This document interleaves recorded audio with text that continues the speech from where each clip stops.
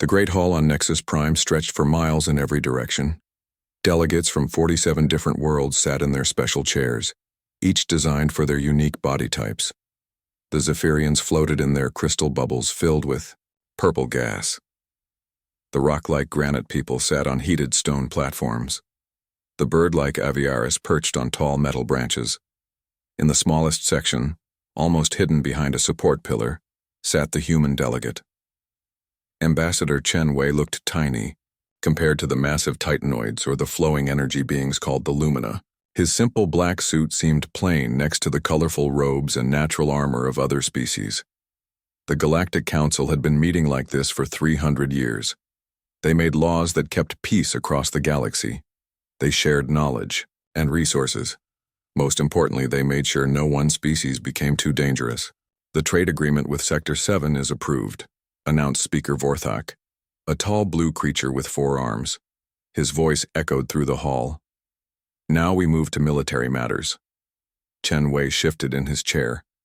Military discussions always made the other delegates nervous around humans. They had learned about Earth's history 50 years ago when humanity first made contact. The constant wars, the weapons, the violence. It frightened most of the galaxy. Commander Zix of the Zephyrian Defense Force stood up. His crystal bubble rose into the air, carrying him to the center of the hall. Through the purple gas, his shark-like face was barely visible. Honored delegates, Zix began, his voice making musical sounds. Our scouts report strange energy readings near the galactic edge. Unknown ships moving in hyperspace. A low murmur ran through the hall. Unknown ships meant possible threats. How many ships? Asked General Thorax of the Insectoid Alliance. His mandibles clicked nervously. Difficult to say, Zix replied. The energy signatures are large, very large. Larger than our bioships? This came from another Zephyrian delegate, yes. Much larger. The delegates began talking among themselves. Chen Wei noticed something interesting. None of them seemed truly worried. They were curious, maybe concerned, but not afraid. Perhaps it's just a natural phenomenon, suggested Dr. Crystalline of the Hegemony. Her diamond body sparkled as she spoke. Space sometimes creates unusual energy patterns. Many delegates nodded in agreement. They had dealt with unknown contacts before. Usually it turned out to be refugees or explorers from distant systems. The galaxy was a civilized place now.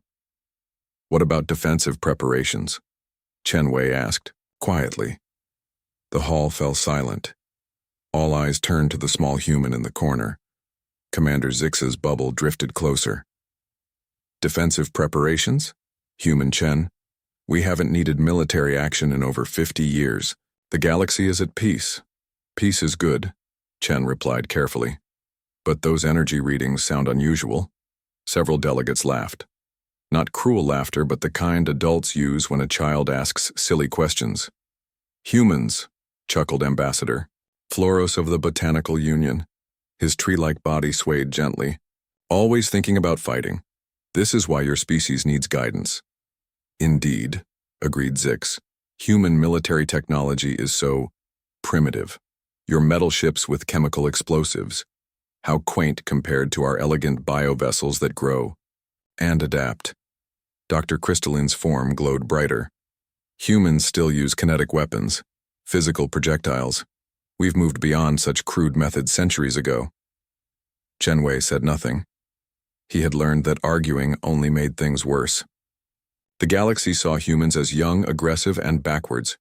They weren't entirely wrong about the aggressive part. The energy readings will be monitored, Speaker Vorthak announced. If they prove dangerous, our combined fleets are more than capable of handling any threat. This council has protected the galaxy for 3 centuries.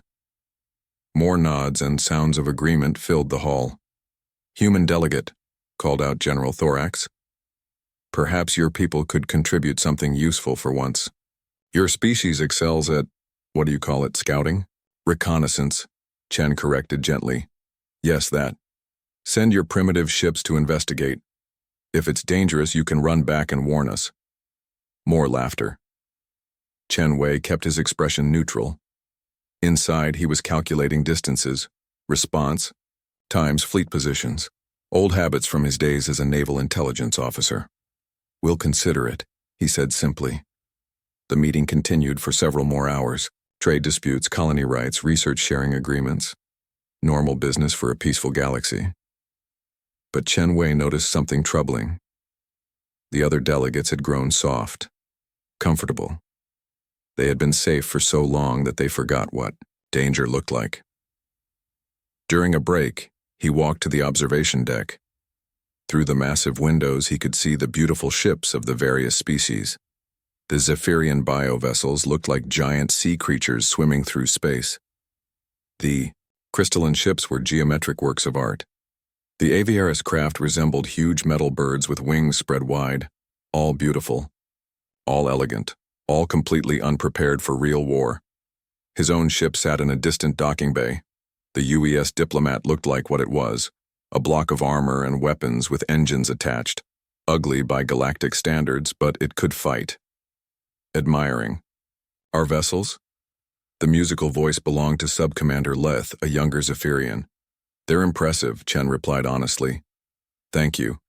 It took us centuries to perfect the bioship technology. Growing vessels instead of building them was a great leap forward." Leth's pride was obvious. "No more crude metal construction like your people use. Our ships serve their purpose."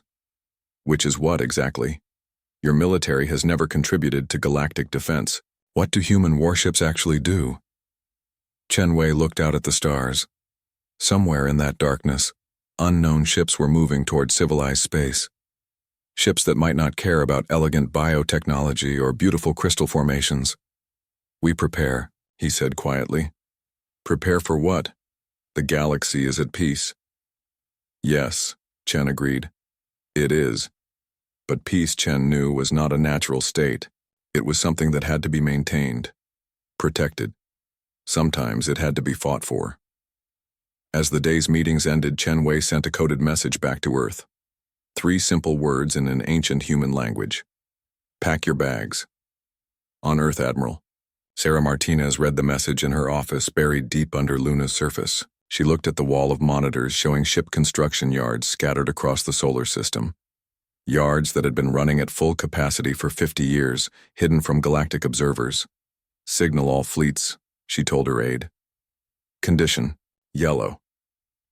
Across human space, lights began blinking on control panels. In asteroid mining facilities that weren't really mining facilities. On Mars, where the terraforming project served a very different purpose. In the outer system, where research stations powered up weapons that could crack planets. Humanity had spent 50 years in the galaxy watching and learning. They had seen how the other species fought, how they thought about war, how they had forgotten that in the dark spaces between stars there were things that didn't care about civilization. The galaxy believed humans were primitive because they still carried weapons, still trained for war, still remembered how to hate their enemies and destroy them completely. They were about to learn why that wasn't primitive at all, it was necessary. The first sign that everything was wrong came from the Tauri system. Commander Zix was enjoying his morning meditation when his aide burst into his bioship's neural center.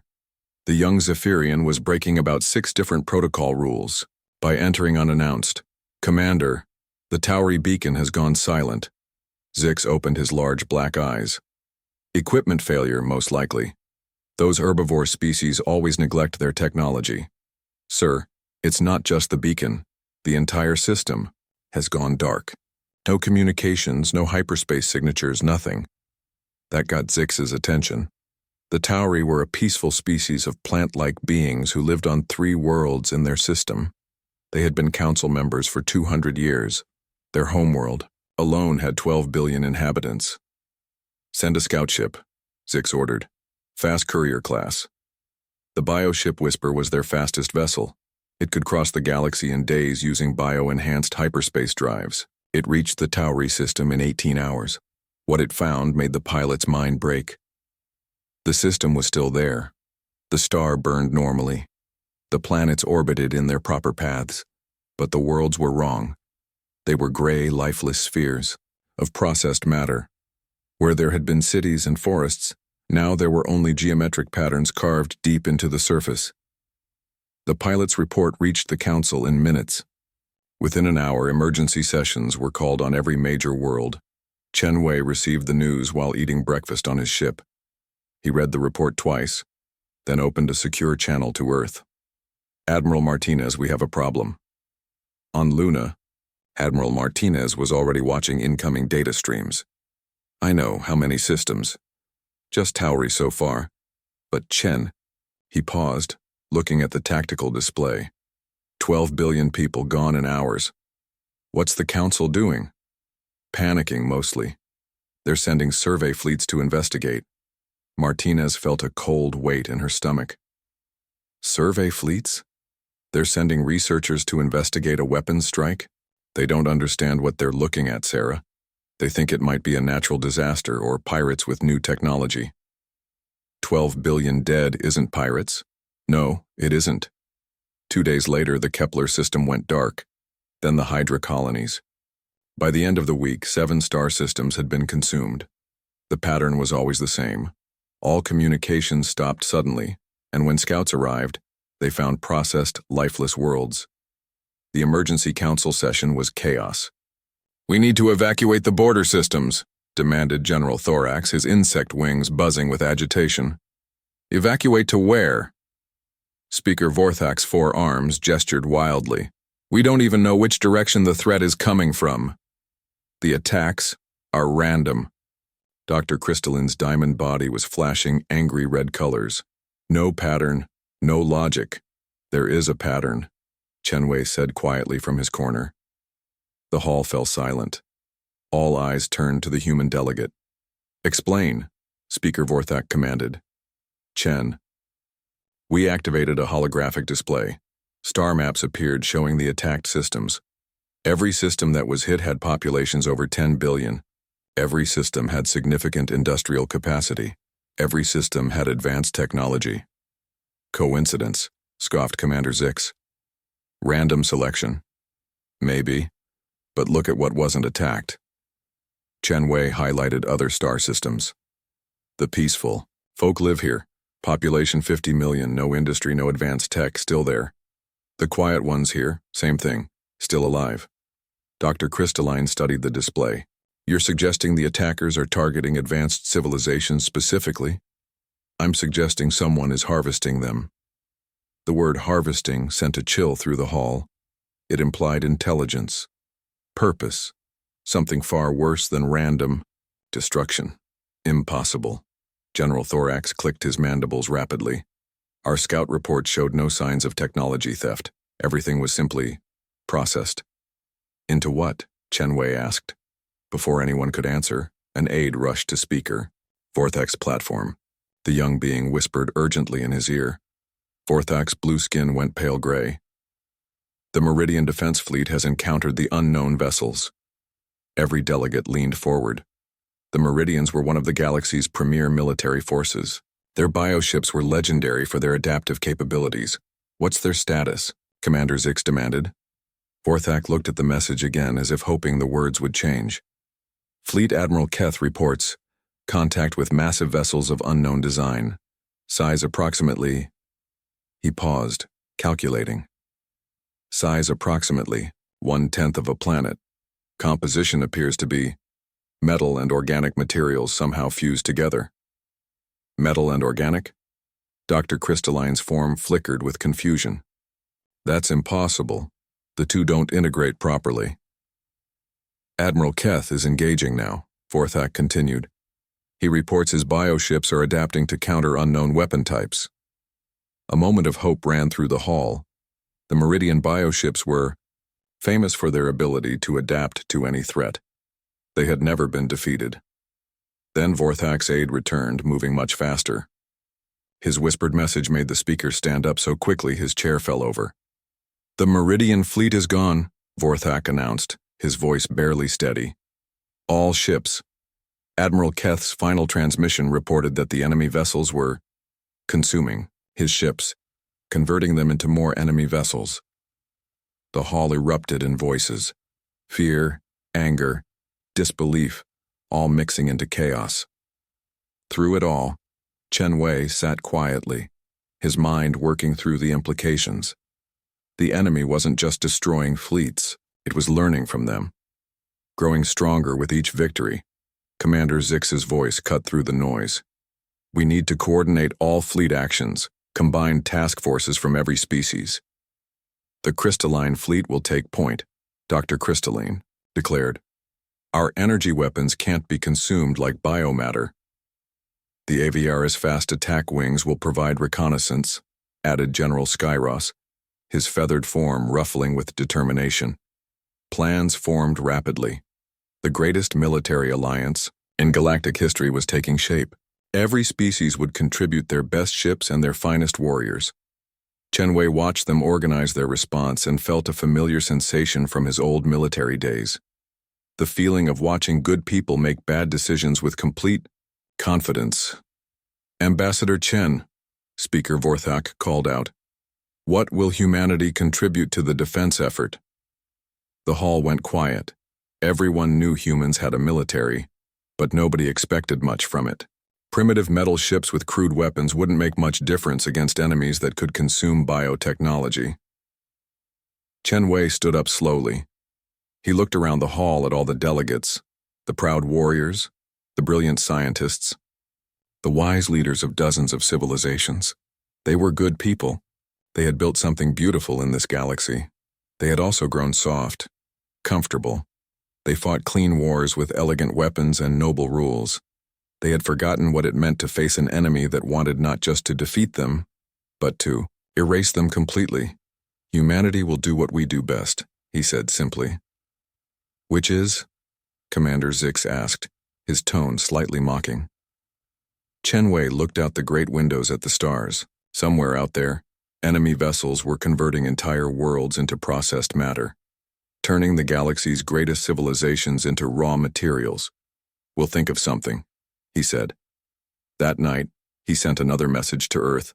This time it wasn't coded. They're not ready for this, Sarah. None of them are. They're going to throw their best ships and best people at an enemy that will turn their strength against them. Admiral Martinez's response was immediate. Are we ready? Chen Wei thought about humanity's hidden military preparations, the weapons that other species called primitive, the tactics they called barbaric, the willingness to do whatever it took to win that the galaxy called savage. We're about to find out. The Sol system looked peaceful from the outside. Commander Zix had visited Earth once 3 years ago.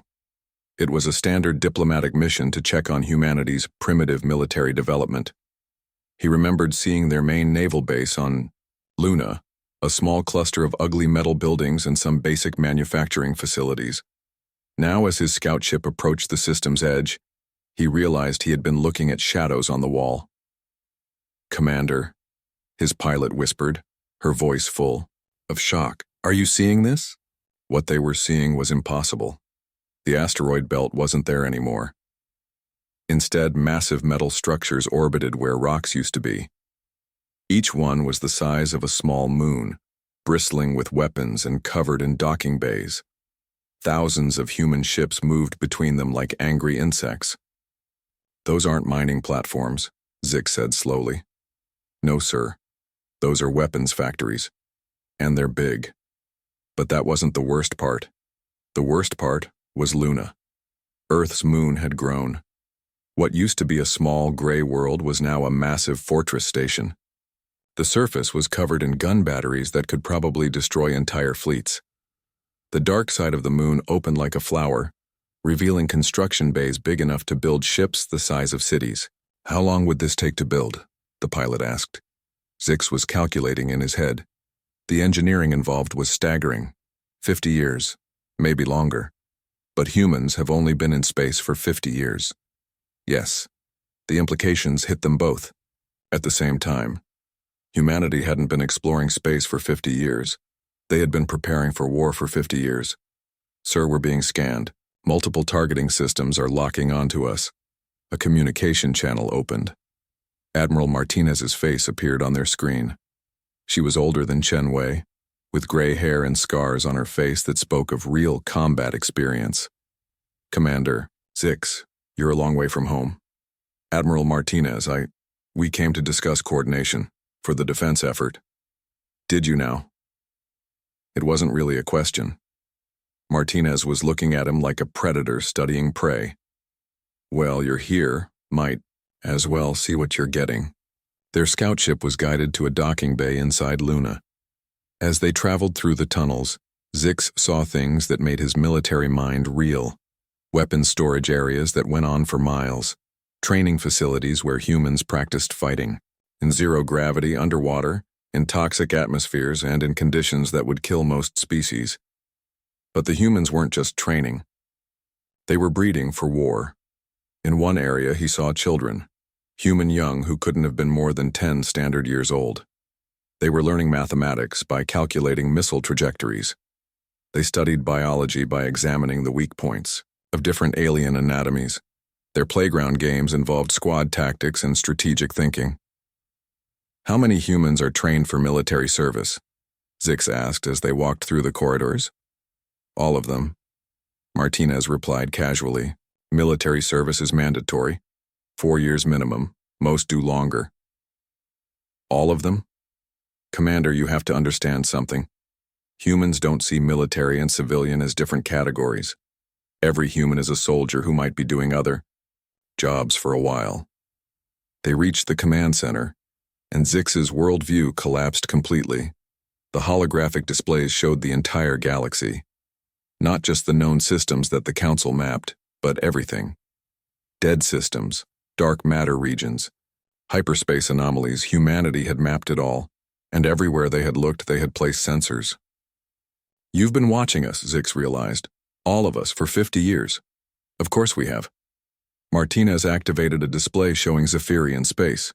Your bioships are impressive, Commander. We've studied them extensively. We know their adaptation cycles, their growth patterns, their genetic weak points. Another display lit up showing crystalline hegemony territory. Energy beings. Fascinating. Did you know that certain frequency combinations can disrupt your matrix cohesion? We've developed some interesting applications. Display after display activated every species in the galaxy, every technology, every military capability. Humanity had been studying them all like specimens in a laboratory. This is... Zix started, then stopped. He wasn't sure what this was. Preparation? Paranoia? Something worse? Strategic intelligence. Martinez finished for him. Rule number 1 of human military doctrine. Know your enemy better than they know themselves. But we're not your enemies. Martinez gave him a look that made him step back. Commander, anyone can become an enemy. Friends today, threats tomorrow. We've learned that lesson many times in our history. She activated another display, this one showing ship designs. Human vessels filled the screen. Hundreds of different types, but these weren't the simple metal boxes that the galaxy had seen. These were purpose-built weapons of war. The ships you've seen in our diplomatic fleet, those are our oldest, simplest designs. We let you see them because we wanted you to underestimate us. Martinez smiled, and it wasn't a friendly expression. These are our actual warships. The vessels on screen looked like mechanical nightmares. No elegant curves or beautiful bioforms, just armor, weapons, and engines arranged for maximum destruction. Some were built to ram enemy ships, others were flying missile platforms. A few looked like they were designed to explode and take enemies with them. You built kamikaze ships? Zix asked, horrified. We built everything, Commander. Ships that fight until they're destroyed. Ships that fight after they're destroyed. Ships whose only job is to die in ways that hurt the enemy most. Martinez walked to a window overlooking the Luna construction bays. Dozens of massive vessels were being built simultaneously. Each one was bigger than anything the Galactic Council had ever fielded. The galaxy thinks we're primitive because we use kinetic weapons and chemical explosives. You think those are crude technologies? Martinez's voice was getting harder. But kinetic weapons work on everything. Energy beings, bioships, crystal formations, doesn't matter what you're made of. Fast-moving metal hurts everyone equally. Turned back to Zix, and he saw something in her eyes that made his blood run cold. Not madness, not anger, just cold. Calculating purpose. The enemy that's coming? They consume technology and turn it against us. They're probably already studying your bioships, figuring out how to grow their own. They're analyzing crystal matrix technology and energy being formations. But kinetic weapons? Martinez smiled again, and this time it was even less friendly. What are they going to learn from a chunk of metal moving at 10% of light speed? How to throw rocks harder? The realization hit Zix like a physical blow. Humanity hadn't chosen primitive weapons because they didn't understand advanced technology. They had chosen weapons that couldn't be turned against them. Every piece of military equipment we build has one design priority, Martinez continued. It has to be too simple and too destructive for the enemy to safely study. If they want to learn from our weapons, they have to let our weapons destroy them first. Zix struggled for words. This level of paranoia, this constant preparation for war, it's not natural. No, Martinez agreed. It's not. Most species that develop this kind of military mindset either destroy themselves or conquer everyone around them. Humanity is unusual that way. What makes you different? Martinez looked out at Earth, hanging blue and green in the distance. We learned something that most species never figure out. The difference between being strong enough to conquer and being strong enough to protect. Which is? Restraint, Commander. We could have conquered the galaxy any time in the last 30 years. Our fleets could crack any world, defeat any defense, but we chose not to. She activated one final display. This one showed current fleet positions. Zix stared in shock at the sheer numbers. Humanity had more ships than the rest of the galaxy, combined. We let everyone think we were primitive because primitive species aren't threatening. We let everyone think we were weak because weak species don't start wars. Martinez's voice was quiet now, but somehow more frightening than when she was angry. But Commander, weakness and restraint are not the same thing. Then why are you showing me this now? Martinez looked at him with something that might have been pity. Because the enemy that's coming doesn't care about restraint. They don't negotiate. They don't show mercy. They just consume everything in their path. She gestured to the displays around them. The weapons, the ships, the massive military machine that humanity had built in secret. We prepared for 50 years for a war we hoped would never come. We built weapons we hoped never to use. We trained soldiers we hoped would never fight. Outside the window, human warships were leaving their docking bays, heading for the outer system, hundreds of them moving in perfect formation. But hope isn't a strategy, Commander. And the galaxy is about to learn why we never stopped preparing for the worst. The Battle of Kepler Nebula began with hope and ended with horror. The combined Galactic Council fleet was the most magnificent military force ever assembled. 500 bioships from the Zephyrian Empire, their living hulls pulsing with adaptive power. 300 crystal vessels from the hegemony, each one a work of art that could channel stellar energies. The insectoid swarm fighters numbered in the thousands, moving like a single organism. Every major species had contributed their finest warships and their best warriors. Watching from his command ship, General Thorax felt confident. The enemy vessels, the things they had started calling void hunters, were large, but they were facing the unified military might of 47 civilizations. Contact in 30 minutes, reported his aide. All fleets report ready. Through the viewports, Thorax could see the Council fleet spread across space like a glittering constellation. Each ship was unique, reflecting the evolution and culture of its builders. Together, they represented millions of years of technological development. In the far distance, almost invisible among the larger vessels, flew the human contribution. 20 ships. Just 20, when some species had brought hundreds. Human vessels are holding back, observed Commander Zix through the communication link. Typical cowardice. General Thorax wasn't so sure.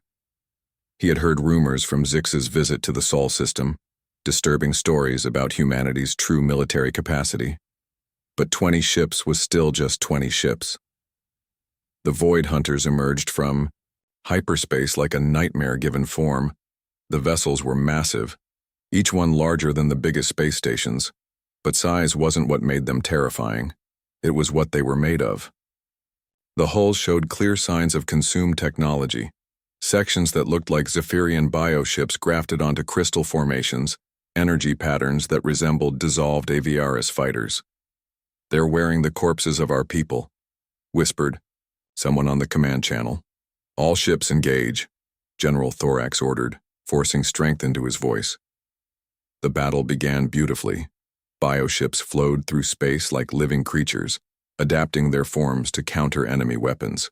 Crystal vessels fired coherent energy beams that could cut through planets. Swarm fighters danced around the massive Void Hunter ships like angry insects. For the first few minutes, it looked like the Council might actually win. Then the adaptation began. The Void Hunter vessels absorbed the bioship attacks and immediately started growing similar weapons. Energy beams that struck crystal hulls were analyzed, replicated, and fired back with increased power. Every weapon, every tactic, every technological advantage the Council possessed was studied, copied, and improved upon. "They're learning too fast." Dr. Crystalline's voice cracked across the communications. "Every shot we fire teaches them how to fight us better. Adapt faster," Commander Zix ordered his bioships. "Evolve new defenses." But adaptation took time, and the Void Hunters learned instantly. Within an hour, the magnificent Council fleet was being systematically destroyed by enemies using their own technologies against them. General Thorax watched in horror as a Void Hunter ship grew biocannons identical to the ones that had just fired at it. The returning volley was perfectly calibrated to penetrate Zephyrian defenses. "All ships fall back to secondary positions," he ordered. "Sir," his aide called out, "the human ships are moving forward." Thorax looked at his tactical display in disbelief. While the Council fleet was retreating, the 20 human vessels were advancing directly toward the enemy. "What are they doing?" Commander Zix demanded over the comm. "They'll be destroyed instantly." "Human vessels, you are ordered to fall back with the rest of the fleet," General Thorax transmitted. The response came from Admiral Chen, Ambassador, Chen Wei's younger brother, it turned out. His voice was calm, almost casual. "Negative, General.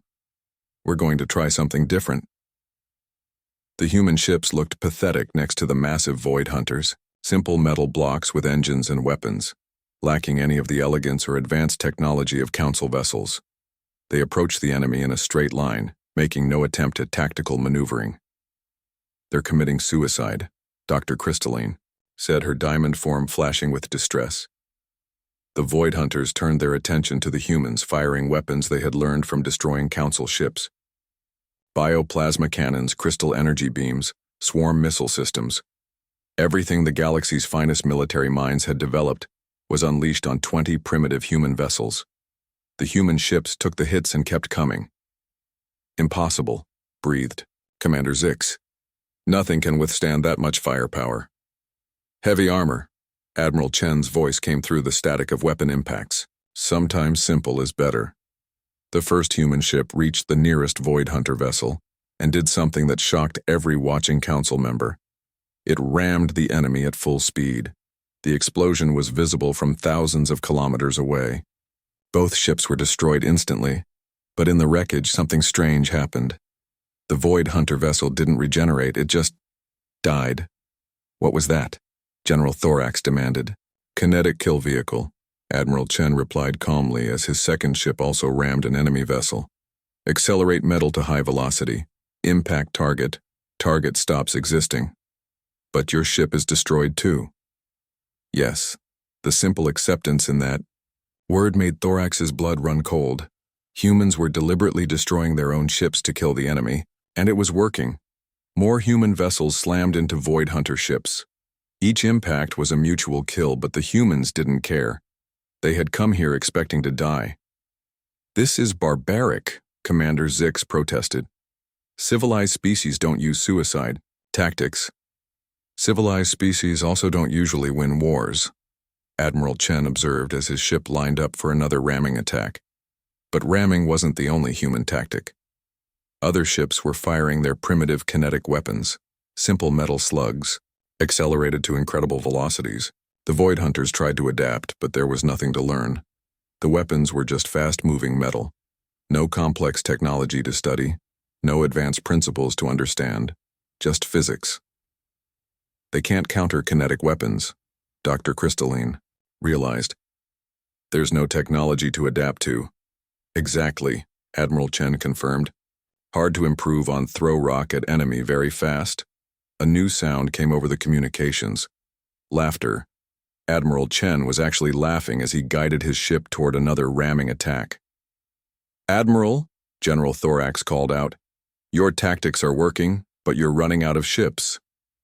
No, Chen replied, and suddenly his voice wasn't casual anymore. It was hard as steel.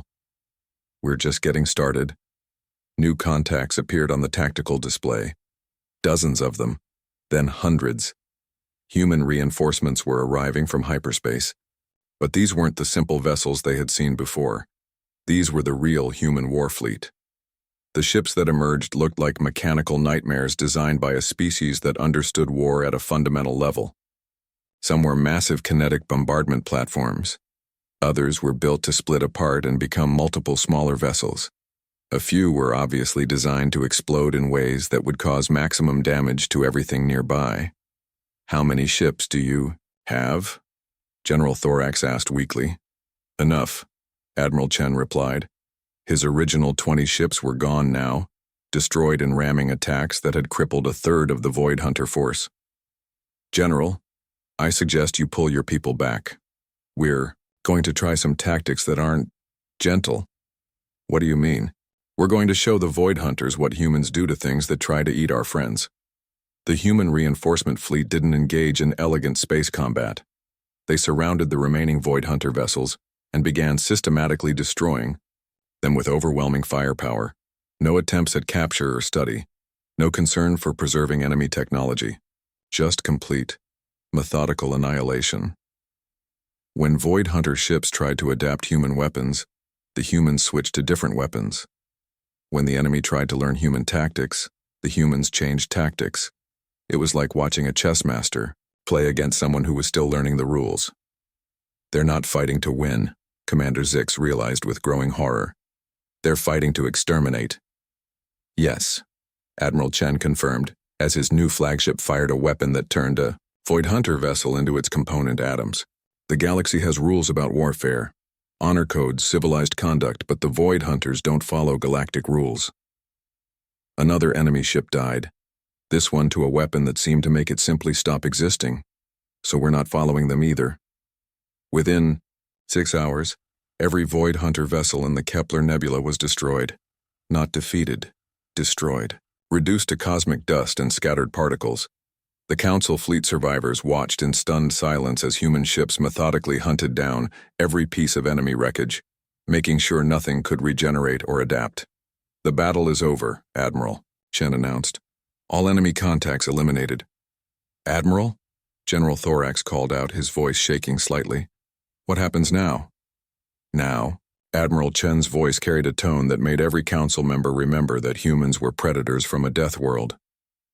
Now we find out where they came from, and we make sure they can't hurt anyone ever again. You mean you're going to hunt them down? General, Admiral Chen said quietly. We're humans. Hunting is what we do. The war ended not with a peace treaty but with extinction. It took 18 months for humanity to track down every last Void Hunter across 3 galaxies. They didn't negotiate. They didn't try to communicate. They didn't attempt to understand the machine intelligence that had consumed dozens of civilizations. They simply hunted them all down and destroyed them. The Galactic Council reconvened on Nexus Prime, but everything was different now. The Great Hall felt smaller somehow, even though nothing had changed about the architecture. What had changed was the seating arrangement. The human delegation no longer sat in the back corner. Ambassador Chen Wei's chair was now positioned at the center of the hall with all other species arranged around him in a wide circle. Nobody had ordered this change. It had happened naturally, the way water flows downhill.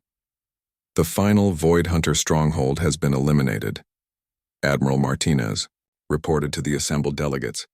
Her image was being broadcast from the bridge of her flagship, somewhere in the Andromeda Galaxy. All traces of the machine intelligence have been purged from known space. A murmur of relief ran through the hall, but it was mixed with something else. Fear. The same species that had once mocked human military capabilities now watched their reports with nervous attention. "How can you be certain they're all gone?" asked Dr. Crystalline. Her diamond form was dimmer than usual, as if the war had drained some essential light from her being. "Because we didn't stop until they were all gone," Admiral Martinez replied, simply. Humans are very thorough about things like extinction. The word hung in the air like a physical presence. Extinction. Not defeat, not surrender. Complete eradication of an entire form of life. Honored delegates, Speaker Vorthak called the session to order. His forearms moved more carefully now, as if he was afraid sudden movements might be interpreted as threatening. "We must address the new situation in galactic affairs." Everyone knew what he meant. The situation where one species had just demonstrated the ability to wage war across multiple galaxies and win completely. Commander Zix rose from his crystal bubble.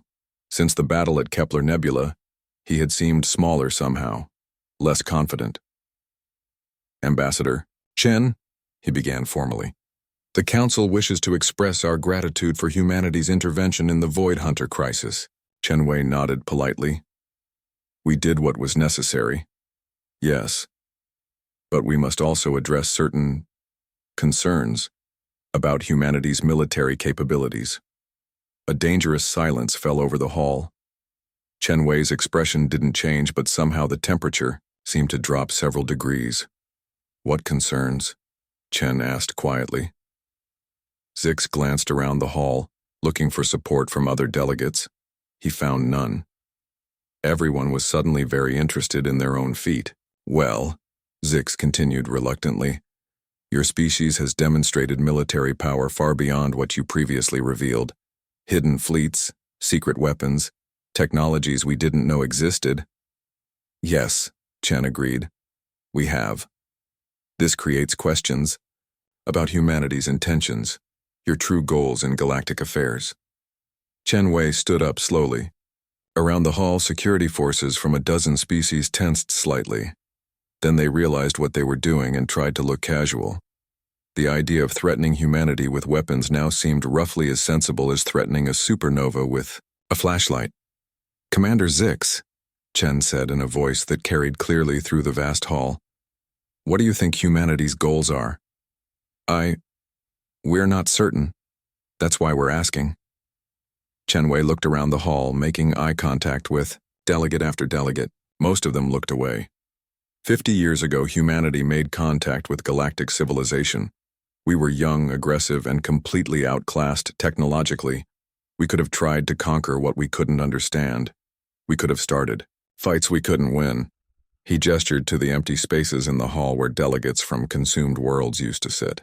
Instead, we chose to learn, to watch, to prepare quietly while hoping we would never need to use that preparation. "But you were always preparing for war," Dr. Crystalline pointed out. "Always building weapons, training soldiers, planning for conflict." "Yes," Chen agreed. "Because someone has to." The simple statement confused the delegates. "Someone has to what?" asked General Thorax. "Someone has to be ready for the things that don't care about civilization. Someone has to be willing to do terrible things to protect beautiful things. Someone has to stand guard while everyone else sleeps peacefully." Chen Wei activated a holographic display showing the galaxy as it was now. Peaceful worlds, trade routes, scientific stations, artistic colonies. Billions of beings living safe, productive lives. You call us primitive because we never stopped carrying weapons. You call us paranoid because we never stopped preparing for war. You call us savage because we're willing to completely destroy our enemies. The hologram shifted, showing the dead worlds that the Void Hunters had consumed. Gray, lifeless spheres where billions had lived before. But every single one of those worlds thought the same thing. They thought they were beyond the reach of monsters. They thought their advanced technology would protect them. They thought someone else would handle the dangerous work of keeping predators away. Chen Wei turned off the display and looked directly at Commander Zix. They were wrong. And if we hadn't been preparing for 50 years, you would all be wrong too. Your worlds would be gray dust. Your children would be processed matter. Your civilizations would be raw materials. So what happens? Now? Speaker Vorthak asked. What does humanity want from the galaxy? The same thing we've always wanted, Chen replied. To be left alone to live our lives in peace. But your military capabilities will remain exactly as they are, ready for the next threat that thinks civilized beings are easy prey. Dr. Crystalline's form flickered with concern. And if there are no more threats? If the galaxy remains at peace? Chen Wei smiled, and for the first time in months it was a genuinely warm expression. Then we'll spend our time building things instead of destroying them. We'll explore, create art, raise families, and contribute to galactic civilization just like everyone else. But the weapons will remain, General Thorax said. It wasn't a question. The weapons will remain, Chen confirmed. Because peace isn't a natural state, General. Peace is something that has to be maintained, protected. Sometimes, it has to be fought for. He gestured to the representatives around him. Beings from dozens of worlds, dozens of species, all living under the protection of laws and treaties and mutual cooperation. You've built something beautiful here. A galaxy where different species can work together, share knowledge, create wonders that none of us could achieve alone. But beauty makes you a target for things that want to tear down what they can't create. Chen Wei's voice grew quieter, but somehow more intense. Humanity will make sure those things don't succeed. Not now. Not ever. Ambassador Floros of the Botanical Union, his tree-like form swaying gently, spoke up for the first time in the session. Ambassador Chen, you're asking us to trust you with the power to destroy us all? No, Chen replied. I'm telling you that we already have that power, and we choose not to use it. We've had the ability to conquer the galaxy for 30 years. We could crack any world, defeat any defense, subjugate any species. He looked around the hall again, meeting each delegate's eyes. Instead, we sat in the back corner and let you call us primitive. We let you think we were weak. We let you believe you were safe because we chose to keep you safe. The hall was completely silent now. Even the soft humming of the environmental systems seemed muted. That's not going to change, Chen continued. Humanity will continue to be the thing that hunts the monsters so you don't have to. We'll carry the weapons so you don't have to. We'll make the hard choices so you can keep your hands clean. He sat back down and the simple action somehow felt momentous. But remember, he said quietly, we're only the good guys because we choose to be. The session ended shortly after that. There wasn't much left to discuss. The galaxy had learned something fundamental about itself, that its peace and prosperity existed only because someone was willing to guard it. As the delegates filed out of the hall, many of them avoided looking at the human section. But Chen, we noticed that they all looked more thoughtful than they had in years. Perhaps some of them were realizing how much they had taken for granted. Outside the great windows, stars twinkled peacefully in the cosmic dark. Beautiful, serene, and completely ignorant of the violence that sometimes kept them that way. Somewhere in that darkness, human ships patrolled the void, watching for threats that might never come, but could never be ignored. Silent guardians of a galaxy that had learned to sleep soundly precisely because someone else was staying awake. The galaxy was safe, and now everyone knew why.